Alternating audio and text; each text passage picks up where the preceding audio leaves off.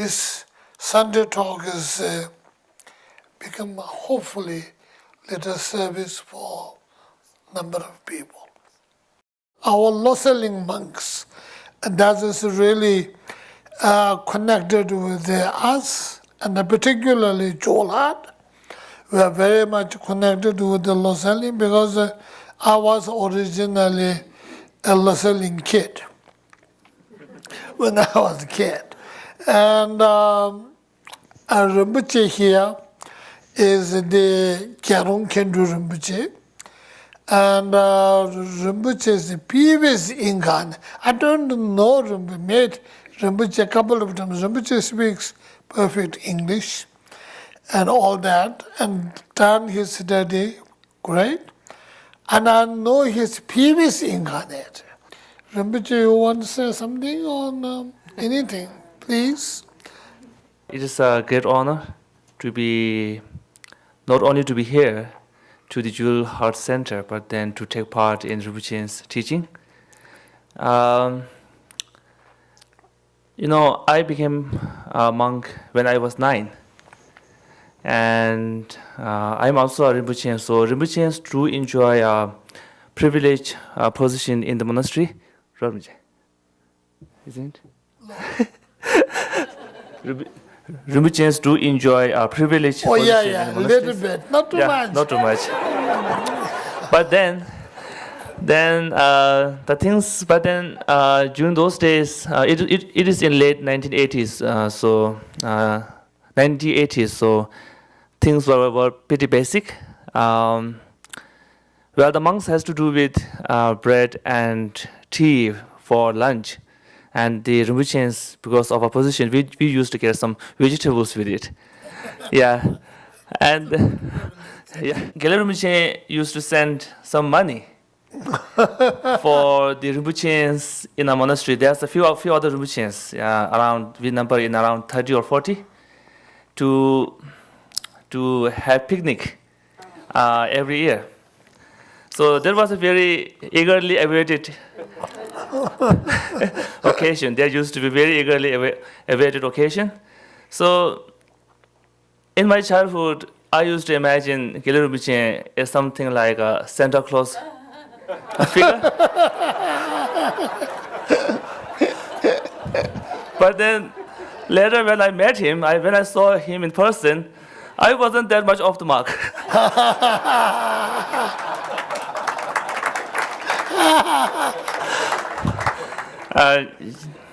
Jokes apart, we have started our tour for only 2 months. It has been only 2 months.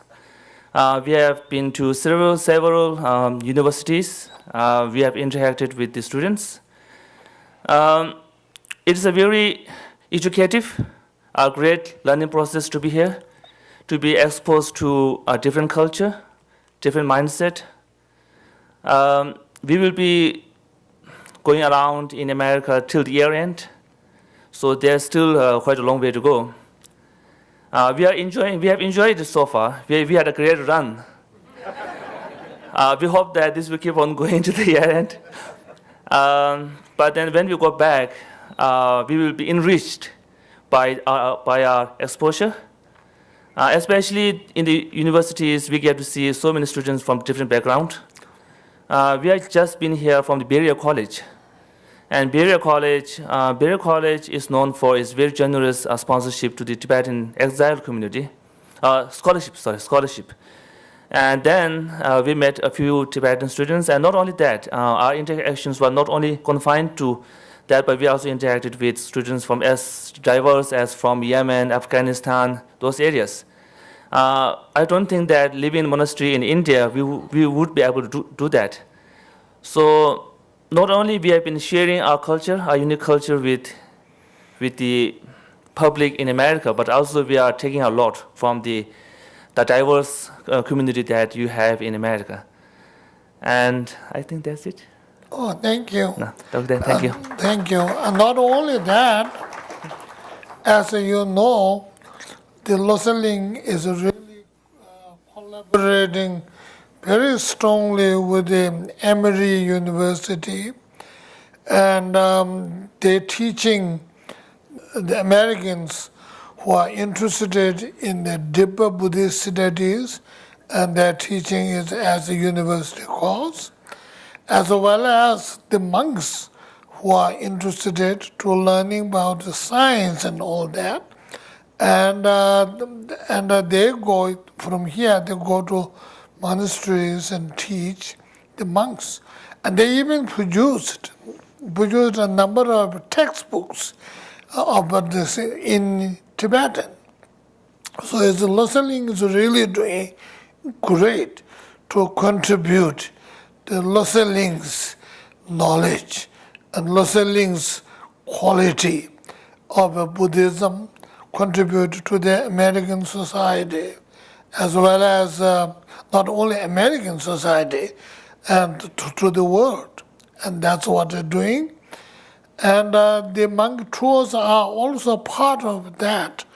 The whole reason why, because the monks tour there, because to show the unique Tibetan culture to the world, we try to give a message saying that we're slightly different than you are, but we are the same people, but slightly different, unique cultures.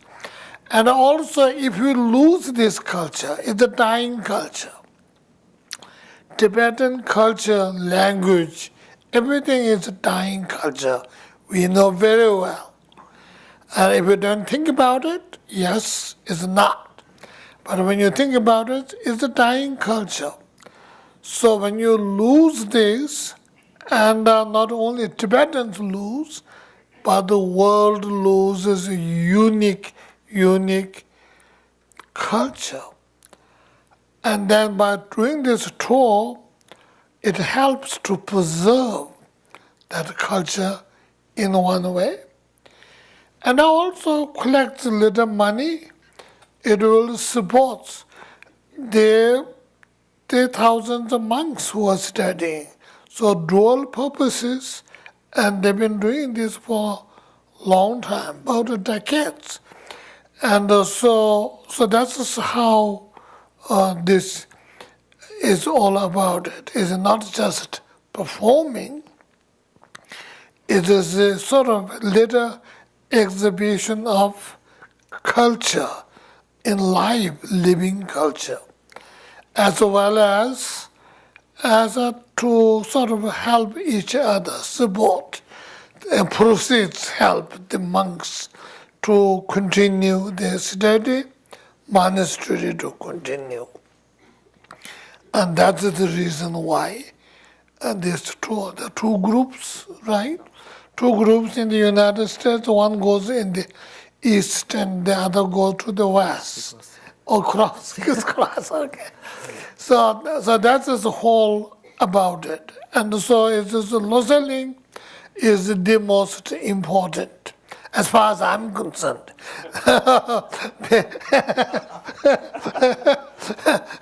And because I'm part of Loseling, but each and every monastery is really equally important. But those who are connected with Sarache, they will say, many of you, not here, but in those who are listening, many of you will say Sarache. That's true. And I'll say Loseling. Because the Loseling and the Sarache are the two top colleges back in Tibet. And I think even today, almost same thing, And the largest monks, largest knowledge, knowledgeable, wisdom, and comes from there. And so that's this thing. And then as far as the jewel hearts are concerned, we are very much connected with the Loseling through Nyara comes in.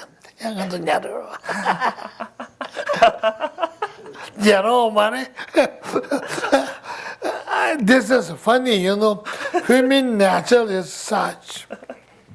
When you go, when you talk about the Tibetans, we say, oh, we Tibetans. You people will sympathize You feel good about the Tibetans because you know some Tibetan. That's how. And then among us, you said, oh, you are monks or you are lay. And then we're the Debu monks. You are another monastery. Among the Debu monks, we are Losalings. You are Gumang or somebody else. And then among the Losalings, we say we're Nyare. So that I'm saying here, I'm Nyare, not a Gerong. So Rinpoche is Gerong Kindu, I'm Nyare Kindu. So both are Hindus. Anyway, so, and that shows the human mentality and the smaller group. That is, how we have this racism works, law works. And you look at something different color, a yellow, or they're yellow people, or we're white, or you're black, or you're yellow. All these different racism feels that way. If you let our mind do whatever they want to do, that's what happens. But if you have understanding, education, knowledge, and you overcome with that, and then it becomes multiracial, multinational. It really becomes United States. So that is, it depends how we think, right? So I just give you the example. Between two of us, Nyare, and there's one Nyare come more, right? Two here. Two.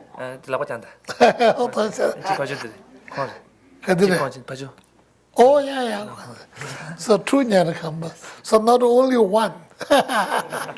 Okay. So anyway, so that is how we are connected, and so I'm so glad you could make it.